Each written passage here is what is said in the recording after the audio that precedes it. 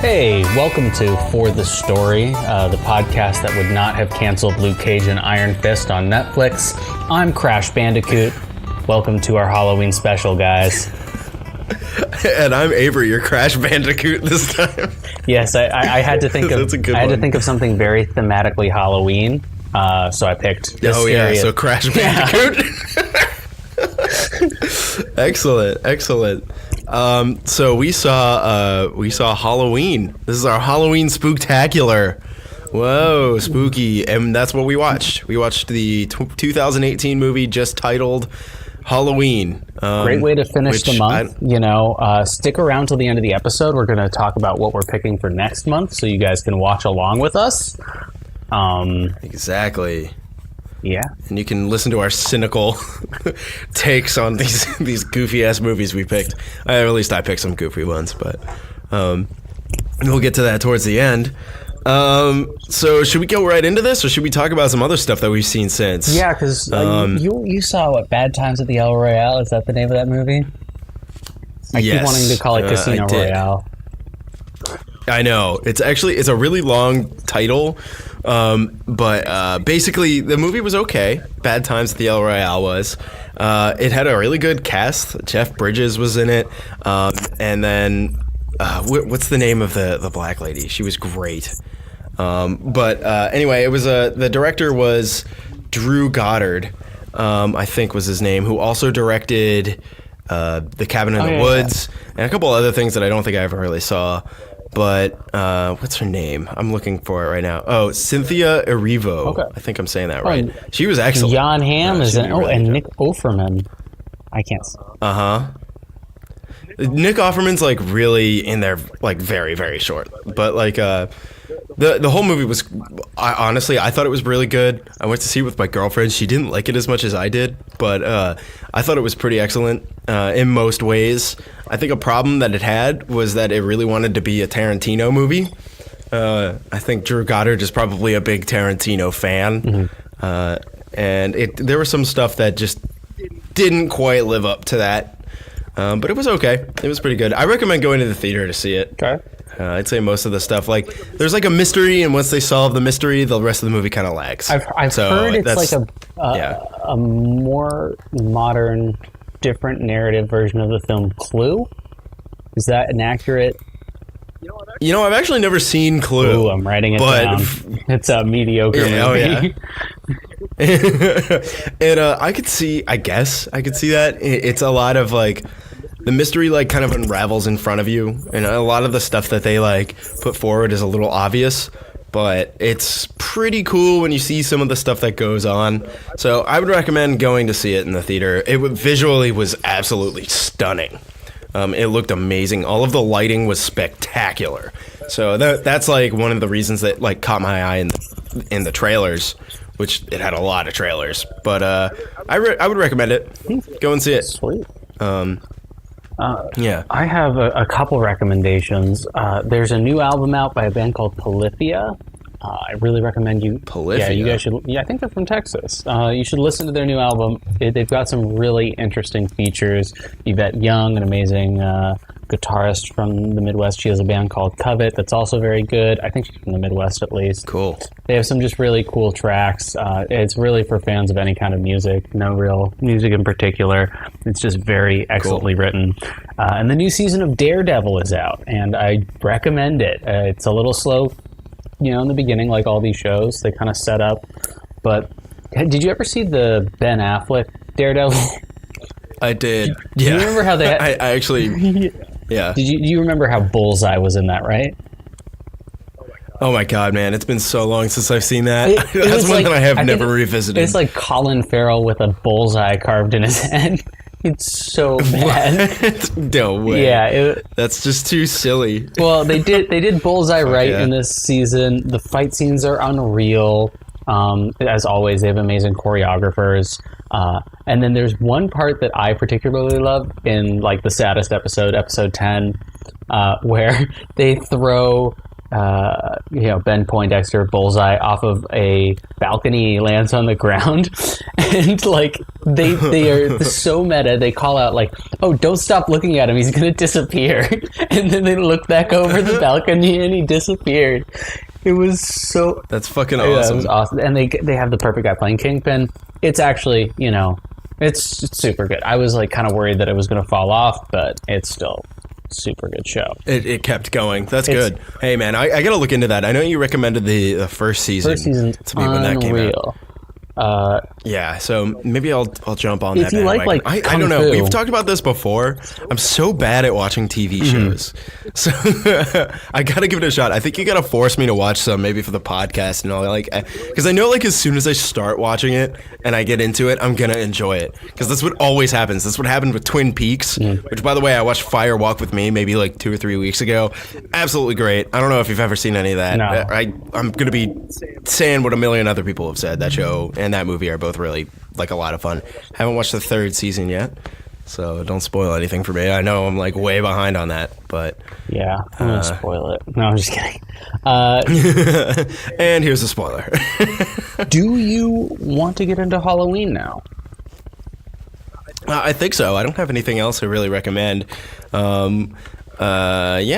Let's move on into Halloween. What were some of your expectations for this movie? I had kind of low expectations going in. As did I. I feel like every year they're remaking Friday the 13th, Nightmare on Elm Street, or Halloween for Halloween time. No Hellraiser, which is kind of... I would think that eventually they'd be like, we haven't done Hellraiser.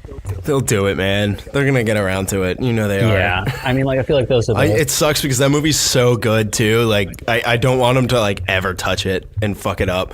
Because that movie's a lot of fun. That's one we could talk about sometime. But anyway, continue. Sorry. Yeah, I just, like, very low expectations. Like, the whole... Because, like, I'm in LA, right? So you always see the posters for the movies and the whole ad campaigns.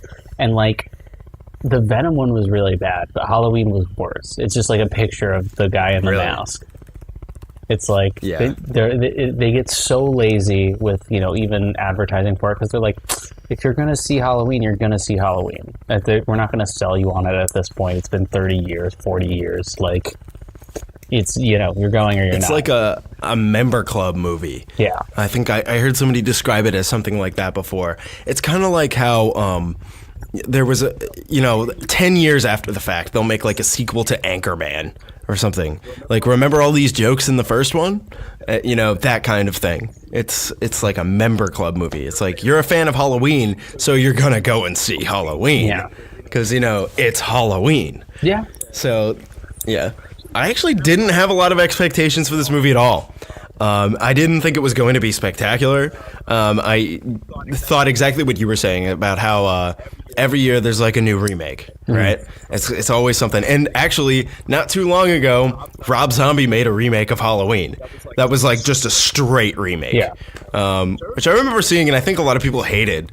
And I remember like not thinking too much about it, just being like, that was a slasher movie, whatever.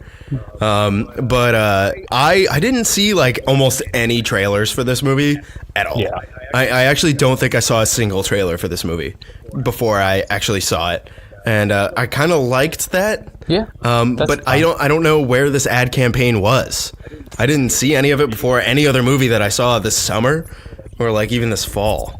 So speaking of like trailers before, it looks good. Pet Cemetery with fucking John Lithgow. Really? John Lithgow. There's something in the woods. Do you like my John Lithgow? It's really bad. I forgot that they're redoing Oh, it that. looks so good. You know what? You know what looks really good? I think you say it's Suspiria. Have you seen any trailers for that yet? Because you should watch some trailers for that because it looks fucking awesome. Suspiria. It has what's her name? You're gonna know exactly who I'm talking about. Let me look it up real quick. It comes out in 2018. It has Tilda Swinton in it, or Tilda Swinton in it. Swinton, yeah. It's Dakota Johnson. I forget who that is. But most importantly, Tilda Swinton is in it. And it's like, the first time I saw the trailer, I was just like, that looks like a stupid ballet movie, but there's way more to it. It's like a horror fantasy type deal. Okay. Yeah. Sweet. I'm really Yeah, dude. excited that we get another movie that's like a thriller about ballet. It's not. I don't think it's about ballet. I know. I think that's like, yeah. This comes out really soon too. We could maybe do this as a new release for next month. Although I think next month was going to be mostly. We'll end up talking about it. I'm sure. Yeah, I'm sure we will. Because like, we're doing all picks next month. So yeah, because I don't think there's really much good coming out. Not till December. yeah. So we'll get into that. Yeah, we're gonna hit a dry spell soon. We're coming into that time of year. November. But that's okay. Not great. We have like a ton of movies to talk about. Oh, yeah. Like movies that we both personally like. So I think it's gonna work itself out pretty well. Cool. What else? So what other expectations did you have for this? Because I really didn't have a lot. I kind of expected it to be passable. I think that's kind of how it ended up being. I kind of expected a more. I guess because I didn't see any of the trailers, I expected more of like a traditional slasher, where it's characters who aren't really concurrent with like a greater mythos. Where it almost, because like it feels like there's so much time in between when these are made, like that it was going to be like a whole new cast. I didn't realize how this movie was going to be, and honestly, I would have preferred to see like almost a borderline reboot of it, rather than what this ended up being, because I was so. This ended up being like a weird sequel, didn't it? Yeah, it was like a strange. Like, it was a sequel to the first one and none of the other ones. Like which doesn't make any real sense. No. It's very bizarre. And I think what's even more bizarre is that they just kept the title Halloween, which is something that I've noticed that a lot of these remakes have been doing lately. They'll make like a sequel or something that's like a spiritual successor but has like some of the old characters, but they'll just call it the same name, which doesn't make a lot of sense. Like at least Alien Covenant, for example, had like the balls to like give itself a subtitle. Yeah. You know, like this should have been like Halloween Reborn or something corny like that. It was that corny. It could have done that. It wouldn't have been a problem. No. It's just like reusing the same name is just kind of like an insult to the original, because it also kind of leads you to believe that this is going to be, more traditional. Like you said, like it would be, something like a real slasher. And that's kind of like how the Rob Zombie Halloween was, which is kind of interesting. It actually was just a real reboot of that movie with a completely new cast. They didn't bring Jamie Lee Curtis back in or anything like that. But instead, like, they ended up digging up this older cast. No offense, but like, that's what they did. They brought all these older actors in and said, you're going to be the same character again 40 years after the fact, which is... Won't that be fun?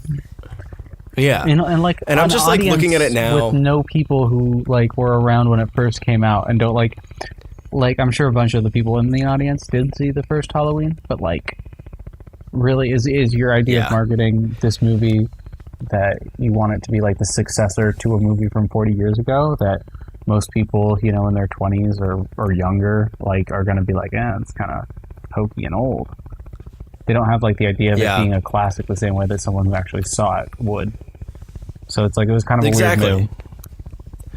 It's a weird move as far as the marketing is concerned, and it's a weird move as far as like the film just was written, because it is written like almost as though it's two movies that they smashed together. They wanted to pull this older cast in, and they also wanted it to be like a fresh take, and you could kind of see that with like how they had like the younger cast, like Jamie Lee Curtis's granddaughter or whoever is supposed to be like the new her, going through the same thing again 40 years later. It's just like it's unnecessary. I would have liked it more if it was focused on the pre-credit podcasters. That seemed like more of an interesting, more modern take on the movie, because like on something like Halloween, and they die in the first 10 minutes of the movie. And like I think it's in my negatives, but like I'll say it now, like why does no one know? Like, this is a small town. Why does no one know about Michael Myers? And no one's fucking freaked out, because they should be. Yeah. It's like a small town. And it's like all over the news early on, and like this is the same town that all that stuff happened in 40 years ago. And all of a sudden, suspiciously, on the same night, 40 years later, a bus crashes, and all of these freaks get out, also, he's like and the just same thing happens again. Through the town, and like no one's like, huh? Yeah. And then everyone would tweet that like, oh hey, Michael Myers is like fucking walking around, and like it just Nobody would tweet, post on Facebook, like bring your kids inside because you're gonna get murdered. Yeah, otherwise. that's why I liked initially, like, they were doing, like, the podcaster angle, like, okay, so they're dealing with the idea of, like, a modernized, like, what is the effect of the modern world on, like, the slasher trope? And that's what I thought they were going for, and I would have liked that movie more, kind of, you know. And they just completely abandoned that. I think that would have been kind of an interesting kill those characters off. deconstruction, and that would have made the movie more interesting to me, to be like, yeah, how have things changed in 40 years in terms of like how people would communicate and avoid this situation? Like, what does that look like? Give me some hacking. It's very interesting that they didn't stick around with that, because that's unique. That would be a fun take. Yeah. Although I think it borders dangerously on being like a documentary, which even that could have been cool. Yeah. Doing something like that, like a documentary that like goes wrong. Like, I know people hate found footage now because it's overdone to death. I've always really liked found footage, but a found footage slasher movie like that's supposed to be a remake of Halloween kind of sounds fucking awesome. Yeah. And like having it from the angle of like those podcasters, like we're doing all this research and then something goes wrong, and like I think that could be like a lot of fun. And it would have been a bold every choice. Cop who's like looking around, you have a body cam shot. Like, we have all these interesting things. I mean, like, just approaching it from a different angle, even if it's, like, not found footage, like, just noting, like, hey, this is a character from 40 years ago, and maybe that doesn't function the same now.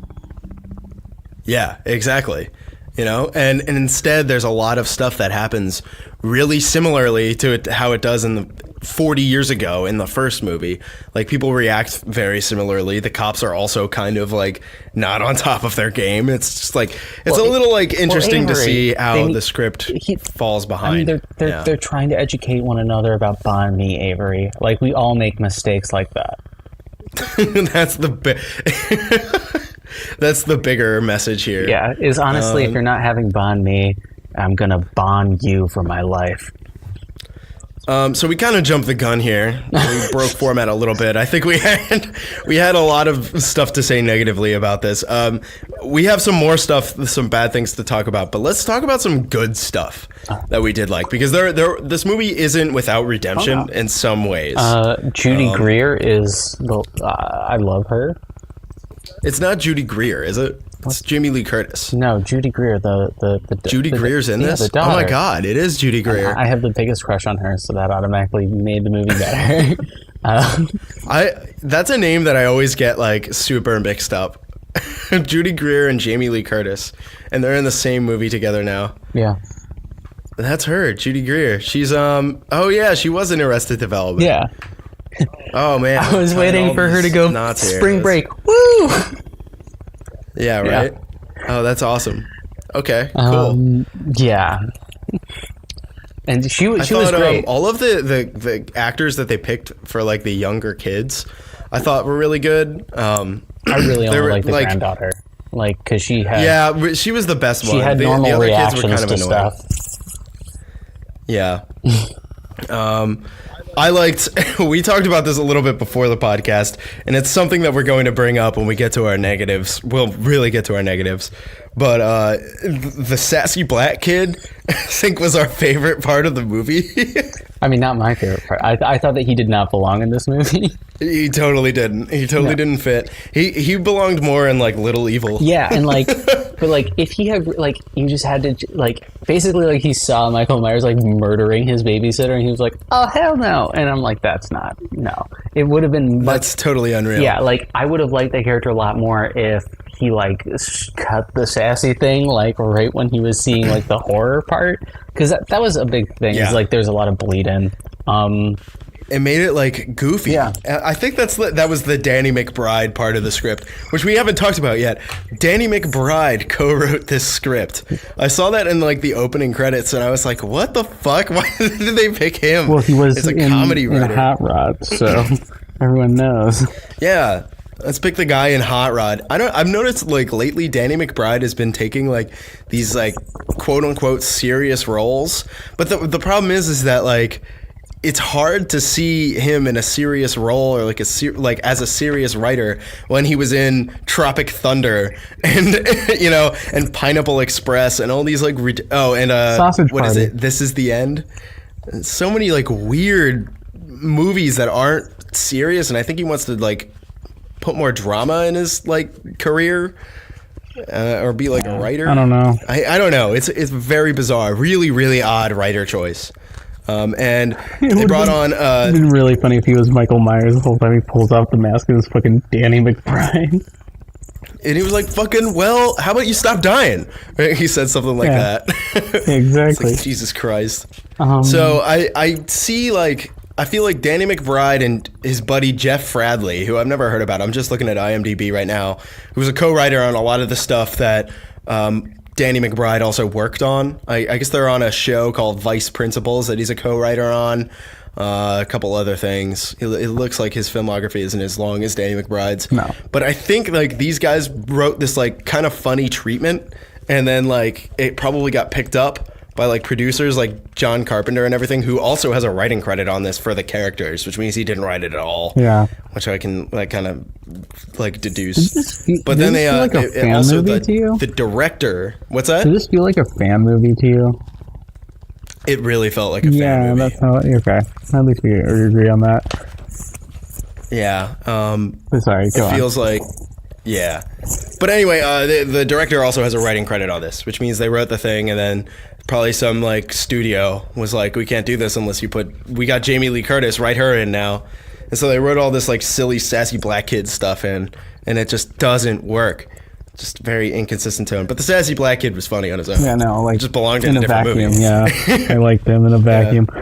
I will say, like, I saw the movie in XD, which is like such a wide screen that it made the like thriller element so much more effective, because like it, they always do those scenes where you have like the shots centered around the character where they're slightly off from middle of the frame, and then in the corner they have like the bad guy, the big bad guy. Oh, that's cool. And so like you had to like literally had to turn your neck in order to see like everything on the screen, so like you would notice it later in that situation, and I think it was really effective.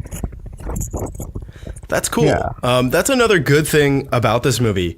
I felt the parts that were on when it came to like being a slasher thriller thing, like all the scenes with Michael Myers actually once he's on his rampage officially, like all of that stuff worked pretty goddamn well. Yeah. I'm just gonna say, I thought it was just undercut a lot by like accidental humor, which was weird. But like once he was like fully on his rampage doing that stuff and actually killing people, with the exception of the one teenage kid who tried to kiss the girl, like the main girl, I felt like that was like just stupid. Yeah. I was just like, you're just a dumb kid. He kind of, I don't know, he just struck me as like a dumb kid. I was just like, that's stupid. You would run for your fucking life. Yeah, and like, why does no one know what Michael Myers looks like? Exactly. What the fuck? Haven't you seen Halloween? Haven't you heard? Like, there are 20 people in your fucking town. Like, why don't you know who this guy is? And, like, and you're friends with the granddaughter of the woman who was like in the original like attack. Yeah. Like, why wouldn't you know about this shit? And he wears like a mask. Like, it's very obvious. Yeah. What else was good? Oh, the joke I made during the movie. So they were doing that whole long intro scene. I also liked how they blurred out his face and everything when he wasn't wearing the mask. I thought that was good. That was really good. I thought that was really effective. To make him seem a little more monstrous, that was definitely a good effect. Good on them for doing that. But it was when the podcasters came to the mental institution, and he was holding up the mask and trying to get him to talk, and he's like yelling at him to talk and talk, and everyone's screaming. And just as it cut to like the intro scroll of credits, I just went, "Get out of my swamp!" because it was Mike Myers. You're a fucking dick. In the middle of the movie. I mean, only really my friend next to me could hear me, and it wasn't "Get out of my swamp." This is what were you doing? What are you doing in my swamp? Oh my god. Oh my god. That's awesome. That was my favorite part of the movie, was the joke I made. I liked, I don't know, I like Jamie Lee Curtis. I think it makes sense that she would grow up to be this crazy old lady. Yeah. Who would have like all these guns and stuff just waiting for Michael Myers to return. Yeah, I mean... I felt like that seemed true to form. That did seem true to form. I just feel like when you have a character who's like that well prepared, there's not like the slasher payoff of like person who deserves to die. Yeah. But just like kind of getting away by the skin of their neck. Like she was so well planned, but everything still went wrong. Like it just didn't quite make sense to me, I guess. Yeah, I agree completely. Like you mentioned before we started the podcast about how she had like all these guns and stuff, but nobody like knew how to use them. No one, which was just ridiculous. No one shot a gun till the end. Yeah, till the very end, and like she was like checking like closets and stuff by opening it with like the barrel, just like conveniently at grabbing length for Michael Myers. And I think this is something that doesn't translate well to a modern audience, I think. Yeah. And I think we're a little spoiled by supernatural like villains, because it kind of seems like Michael Myers, even though he's an embodiment of pure evil, serial killer type dude, he's just a human. And I think that kind of makes for a problem when it's like 40 years later, and what I'm trying to get at here. Yeah, like him just being a human, like you can't just have guns. It didn't make because sense you'll shoot that him and he he'll was die. A human, if I'm being honest with you, because if you looked at the way he walked, and then also his ability to just be silent and like sneak up on people made no sense. Like he got hit by a car, like he almost felt supernatural. And just got up. Yeah. Yeah. He did feel supernatural. I think like a lot of his movements being like as robotic and soulless as it was actually a really good selling point. But then again, they did get the original guy who played Michael Myers 40 years ago. So it's like it all kind of makes sense, He looked the part because he was the part. Yeah. And he's just a very terrifying looking guy. I thought it was a little corny how like you could see him like beating up like people at like an auto body shop, and he took their coveralls, like that are conveniently the exact same color as the coveralls he wore in the first movie, and just like and got the mask back. I thought that was all really cheesy. Yeah, that bathroom scene was great. I thought that bathroom scene was a lot of fun. When you packed him in that was great. Yeah, and there was a good bit of like humor that made sense there too. Like this is Michael Myers, and like the lady's just in the stall, and on the other side is Michael Myers, and she's like, "No, I'm in here." It's like, it's just like, come on, that's like a monstrous killing machine, and he's kind of being stopped by a stall door. Yeah. But that's when he like drops the teeth in there from like the guy he killed, which I thought was pretty cool, pretty terrifying. Yeah. Yeah, man, there was some good stuff to this, and all of the good stuff centered around like the real slasher elements, and not the stuff that was trying to be a sequel to Halloween. Yeah, I mean, I did like the part at the when like Michael Myers was standing on, or I should call him his real name, when Halloween was standing at the top of the stairs, and Judy Greer's like, I can't do it, gotcha, and then just shoots him. I thought that was just like, everyone in the theater was like, that was excellent. Woo-hoo! Like, I was like, yeah, that was a good part. That was very triumphant. That was great. It's just like, hell yeah.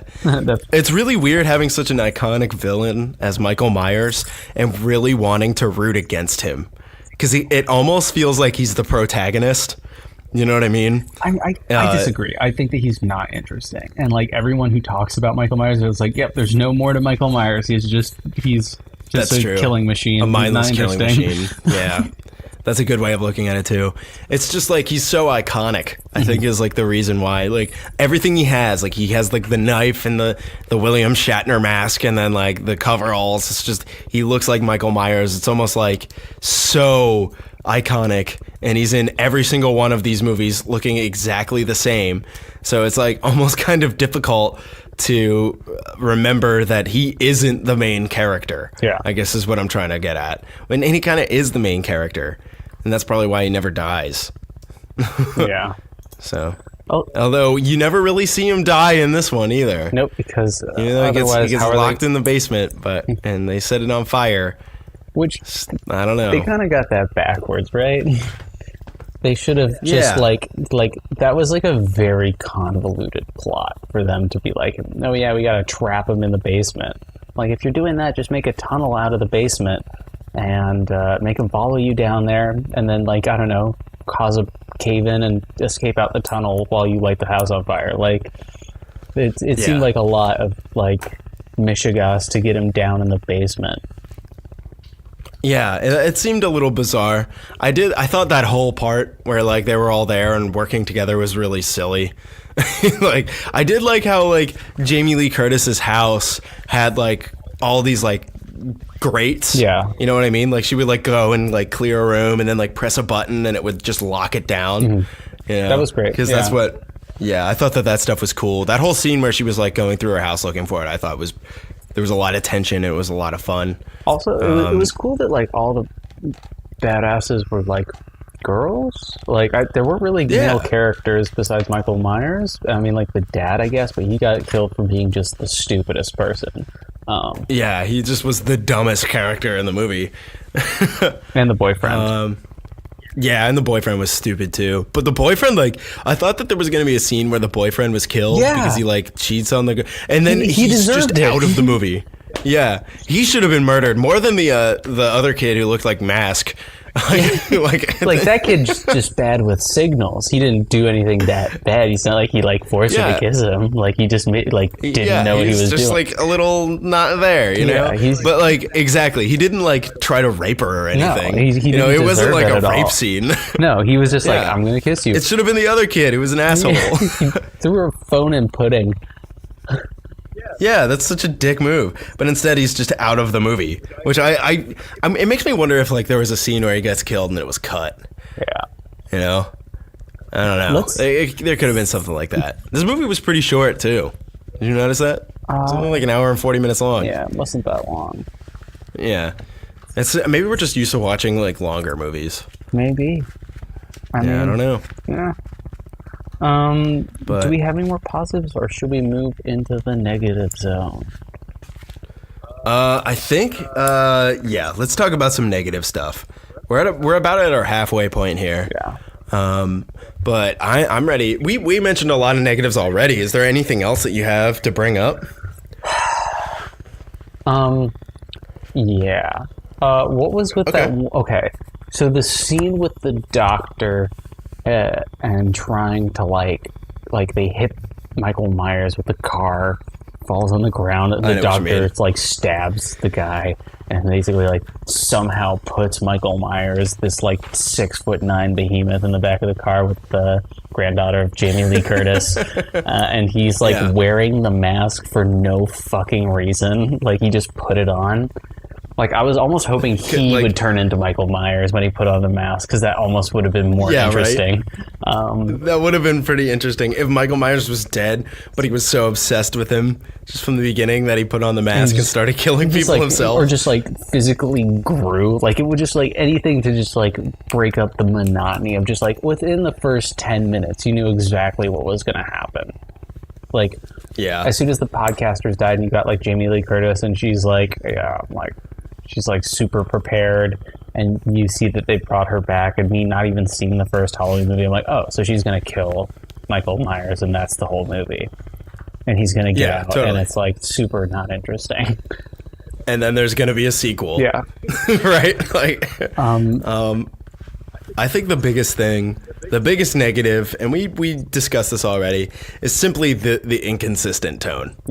It jumped back and forth between humor and like badass action chick movie to like slasher movie. It's almost like they tried to squish like two movies together. They wanted like a sequel to Halloween where like Jamie Lee Curtis is all like badass and takes on Michael Myers, which actually has already come out, by the way. I don't know if you knew about that, but and then it also like wanted to be a legitimate slasher, true to the original, and I think it just like having done one or the other would have been good. It would have been fun, but you can't market it just as Halloween if if you just have like sequel stuff. It'd have to be called Halloween 4 or something, or whatever the hell you want to call it. But also, all of the humor was just totally out of place. Yeah, almost all of it.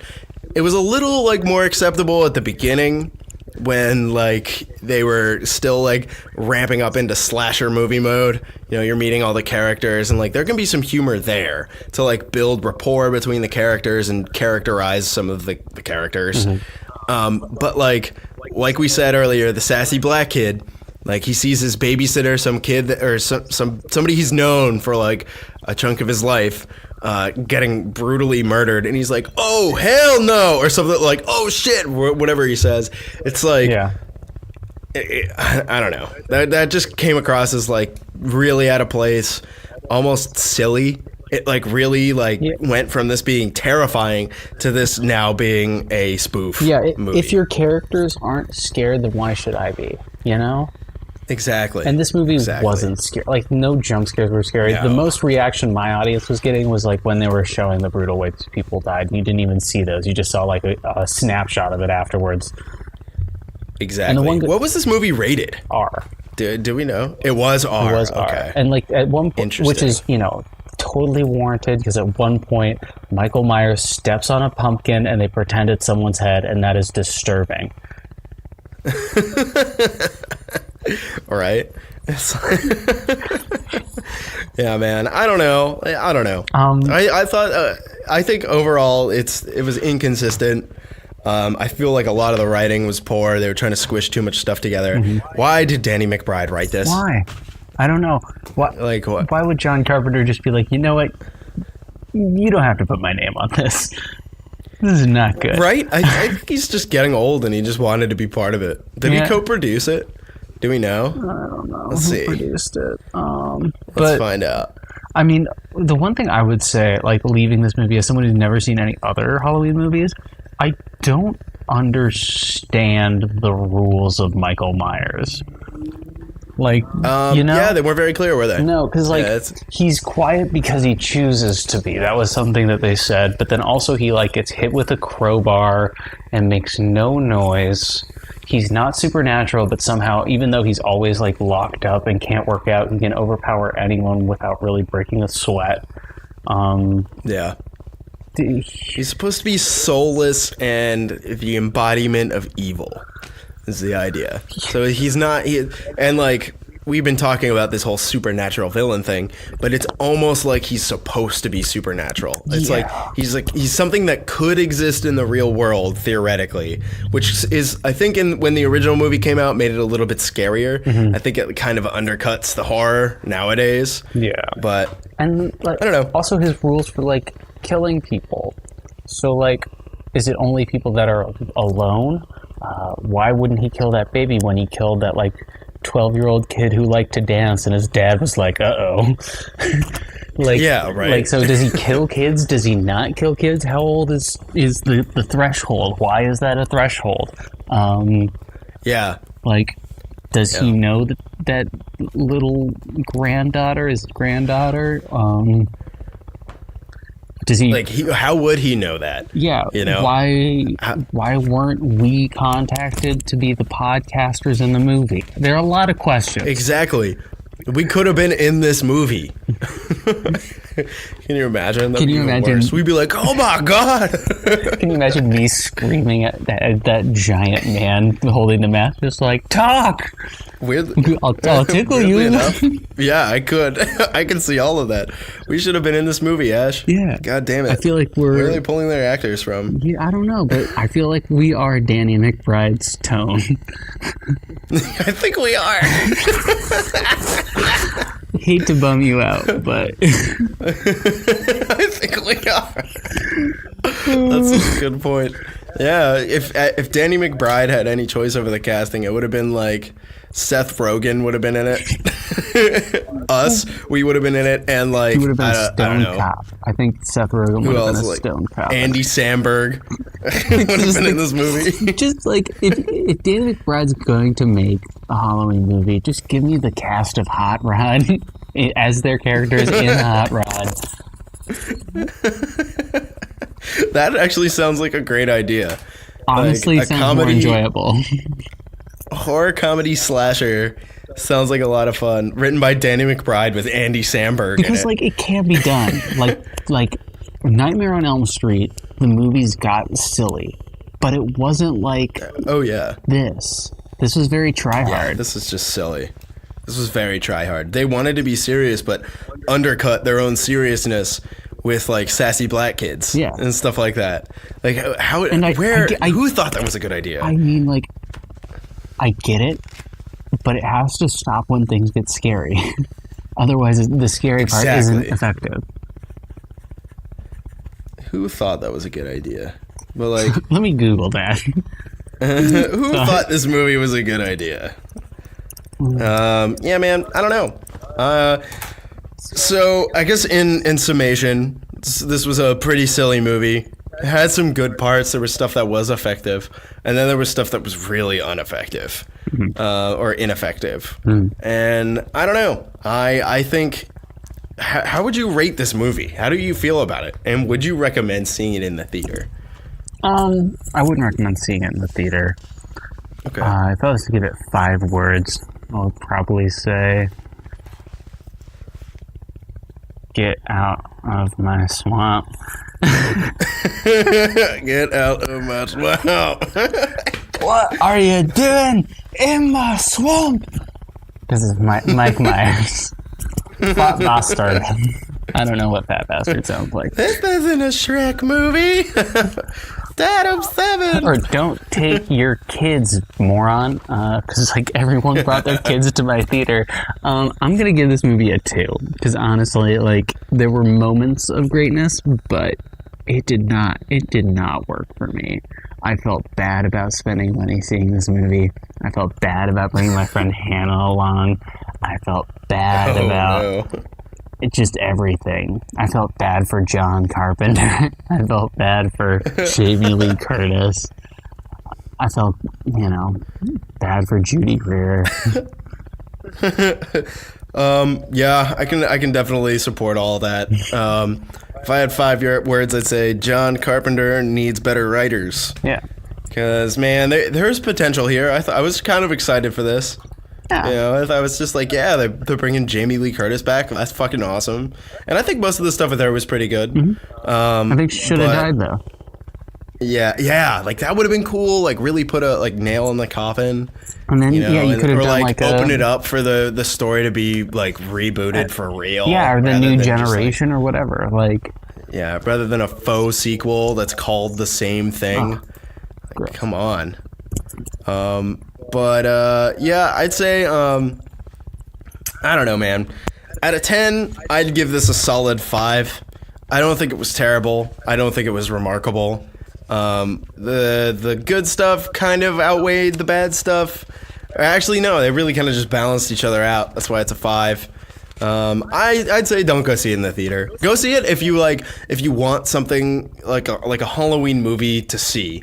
Not necessarily like a Halloween trademark movie to see, but like a spooky, scary movie to see around Halloween time. Why not, right? It's fun. It's Halloween. Go see Halloween. Don't pay them money. I don't want them making more of this. Yeah. I mean, that's just kind of where I stand. I don't know, man. I'm looking at like the budget stuff right here. This movie only cost $10 million to make, which is really fucking cheap. And its opening weekend did $76 million. So they've already octupled Yeah, I mean, the budget. I mean, so they're gonna make more, man. It's really easy when you don't have to worry about lighting for your movie. Yeah, that's true. Yeah. Oh, Blumhouse Productions. That makes a lot of sense. Yeah, that was good. Yeah. That could have gotten our negatives. Oh, Yeah. you know what commercial looked actually kind of good as like a modern horror movie? What? Escape Room. Did you have that commercial before? I haven't seen anything about this. Okay, no. so basically I'll check out the trailer after the podcast. It's a bunch of we can maybe people, talk about it. Yeah. Who get notice that like, oh, if we're doing like a new experimental escape room, it's really hard, and you know, if you are the first one to get out, you win $1 million. So a bunch of people fucking show up, and it's like an escape room that's like gonna try and kill you, and I'm like, okay, that's an interesting, like, because that's modern, you know, that's interesting. Like, you know what, escape rooms have only been around for like maybe 5 years, maybe more. Time's getting weird right now, but still, it's like I haven't seen an escape room movie. It's interesting. Yeah, exactly. You know, and I'm like, yeah, that's a cool idea. Yeah. That can work as a modern movie if it's like low budget. You know, it's something that you could like they clearly don't try to bloat it down with like high profile actors or anything like that. Definitely try and bloat it down with the effects, it looks like, but I'm still like intrigued enough that I'm like, maybe I'll see it. Yeah, give it a shot. That actually does sound kind of interesting. I'll man. send you that. What else do we have? We got some picks. We're kind of coming towards the end here. Did you still want to play a game? I'd rather plan more about that because I didn't really think about what I was going to do there. I just kind of came up with the idea right before we started the episode. All right, we'll bring that up in a different week then. Maybe when we have another like co-host on or something. Yeah. Which I do want to have happen. Yeah. So we got to do some picks, man. Yeah, we do. We talked about Halloween. We got a new fresh month coming up for you guys.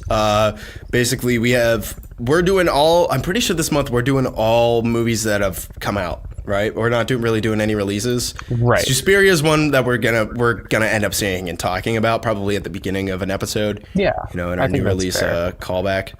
But I think this month, because there's not really too much stuff that I'm really excited about coming out anytime soon. How about we alternate with our picks here? Okay. And we'll just go down the weeks. Yeah, let's. You know what I mean? Who wants to start with the first week? I guess that's my question. I want to bring in, we're still coming off of Halloween. Okay. So it's our first episode for November is going to be on the 2nd of November. And I want to say I'm just in a horror movie mood. I have been all month. And I'm going to say that I'm going to start November off strong with John Carpenter's The Thing from 1982. Another John Carpenter, I know. Okay. Excellent movie. Kurt Russell's in it. Really great effects by a guy named Rob Bottin, but we can talk about that during the episode. It's scary, it's thrilling, it takes place in a really isolated location. It's supposed to take place in Antarctica, and just a fantastic movie. It's been one of my favorites since I was a kid. Okay. So yeah, that's how I'd like to start off this month. That's going to be November 2nd. All right, so that's how we're going to start off. How do I want to move forward? Do I do the thing that possibly you like, or the thing I'm pretty sure you won't like? I don't know. That's up to you. How generous are you feeling for this upcoming month? You know, I'm going to start off nice. I wanted to make sure that I'm not overwhelming you with any content, making it easy for you. So I've chosen 2 things that are an hour and 20 minutes long. Short, simple, easy. And the first thing I'm picking is the first 4 episodes of The Good Place. First 4 episodes of The Good Place. So that is I don't know anything about this. So it's starring Kristen Bell, Ted Danson, and a couple other actresses like Jamila Jamil. Basically, it's about a woman who wakes up finding out she's dead and in the afterlife, and she's gone to basically the equivalent of heaven. Only it has been, under the case of mistaken identity, and she's definitely not supposed to be there. So her and her soulmate up in the afterlife have to figure out why she's there, and if she improves herself as a person, she can get down. It's a great comedy show, or not get down, but remain there. It's a really great comedy show, really interesting actors, a lot of whom you've never seen before, but they do an excellent job. Great world building, super fun show. My favorite show on TV right now. So I think that's going to be my first pick for the month. That sounds great. I've never even heard of this show. You may have brought it up to me once before. I'm not totally sure. I'm not really, well versed in TV, so that could be a lot of fun. And I think it'll be probably pretty exciting for you to be able to talk to me about the stuff you're excited about in this film or these episodes. That sounds great. Okay. I have that all written down right there. That's going to be 11/9 that episode comes out. And then we come to 11/16. You're going to hate this movie. I know you are. Okay. I was thinking maybe he'll think it's funny. I don't think you're going to. This movie came out, I think, in either 1999. Let me look it up real quick. This movie is called...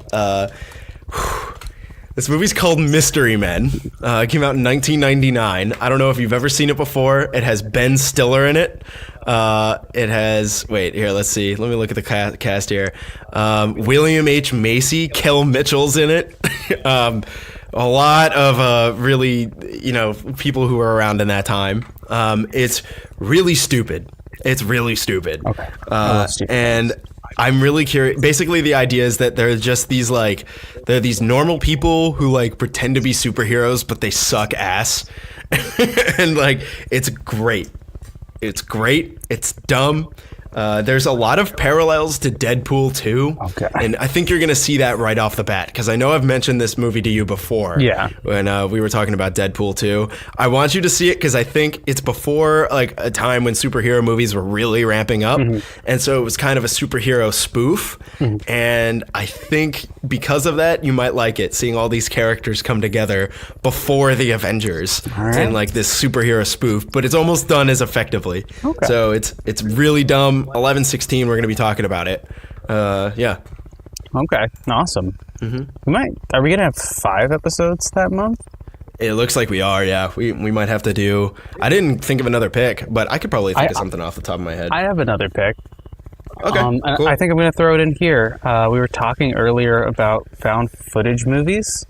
Okay. So I'm gonna pick the film Chronicle. Have you ever seen Chronicle? I have. I do like Chronicle. Yeah, I want to revisit that movie. I haven't seen it in a very long time. That's a good choice. I think that might be a good movie for us, just as a neutral film. Yeah, that's a good choice. Max Landis wrote that movie, who's John Landis' son. Go figure. What a weird world. Isn't that weird? I figured you'd seen it. I thought that that would be a good neutral one. That's why it wasn't on my original picks for this month, because I had an idea that. So then I want to finish off the month with something you'll hate. All right. It's called The Man from Earth. It's a 2007 film. The Man from Earth. I've never heard of this one. Low budget, indie, 2 different set pieces. The plot is a man named John Oldman, as a professor, brings some of his fellow professors to his house as he's moving out of town after 10 years of working at the university with them. He poses to them a question. What if someone somehow was able to survive for 14,000 years on Earth? And what if that's me? Oh my God. This sounds great. It's one of my favorite movies of all time, but it is I know how you hate dialogue. It is a very dialogue-heavy movie, but it's only an hour 19 long, so, if you pay attention, I think you'll really enjoy it, because it is honestly a really good movie. It's kind of sci-fi. That actually sounds really good. Yeah, it's really good. Is that the one that you thought I was going to hate? Yeah. Dialogue. Really? I think I might like that, dude. That actually sounds really good. You're right. I don't like dialogue. I don't like I don't know. I don't like pulpy dialogue. Dialogue that is just there for exposition purposes. Right. Yeah. I like dialogue when it meditates on something. I think that's fun. That sounds like that's what that is. Yeah. Awesome. Well, that's the month we have coming up for you guys. Thanks for listening along. Yeah. I'm excited. Do we have anything else to bring up before the end of our episode here? Yeah, check us out on Instagram at For the Story Podcast. I post periodically. Pretty much let you know when the new episode comes up. We typically post, Tuesday or Wednesday, depending on, just what our schedules are. Yeah, I think that's about it. Yeah, don't see Halloween in theaters. Don't give them any more money. Yeah, you don't need to. Yeah, you don't need to do that. That's basically what when it comes to these new. They've already made their. They've already made their budget back and then some. So they're sitting on some money and they're like, yeah, we did it. We're done. Until 3 years from now, we'll make another one. Yeah, when they make Halloween 2 or something, they're gonna name it something dumb. It's gonna be really bad. Halloweener. Halloween. And then the 2. third one will be Halloweenist. The Halloweenist. That's bad. Yeah. All right, guys. Well, thanks for listening to For the Story. You listened to us talk about Halloween. I don't know. This movie was pretty stupid. I feel bad spending money for it. I don't feel bad spending money for it because at least I like Jamie Lee Curtis. At the bare minimum. And I like supporting John Carpenter too, even though he barely had anything to do with this. He basically gave it a thumbs up. Yeah, I mean, just it didn't have to work at all and probably made my favorite part about Jamie Lee Curtis is she had the same haircut as the boyfriend of the granddaughter. No, she did. Oh my god. God, I hate this movie so much. Alright. I guess till next week. That is till next week. Have a good one, guys. Have a happy Halloween. Be spooked. Spooky. Yeah. Werewolf bar mitzvah. Spooky, scary. Men becoming Boys becoming men. Men becoming wolves. You see, you do know TV. That's a 30 Rock joke. Yeah. I liked 30 Rock a lot. I didn't watch it as it was coming out, but I remember I binged a whole bunch of it, in 2010 or something like that. Yeah, and the rest of the world. Yeah, exactly, right? All right, well, thanks for listening, guys. We will talk to you next week. And goodbye. Bye.